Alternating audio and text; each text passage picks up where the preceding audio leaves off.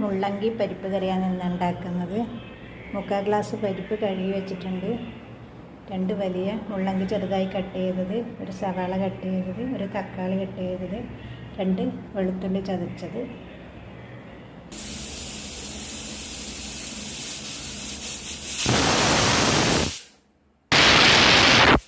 പരിപ്പിൻ്റെ pressure പോകുമ്പോഴേക്കും ഇതിലൊരു പച്ചമുളക്, 1/2 ടീസ്പൂൺ മഞ്ഞൾപ്പൊടി, 1/4 ടീസ്പൂൺ മുളക് പൊടി, 1 ടീസ്പൂൺ ഉപ്പ് ഇവ ചേർത്ത് 1/2 ഗ്ലാസ് വെള്ളം ഒഴിച്ച് വേവിച്ചെടുക്കാം.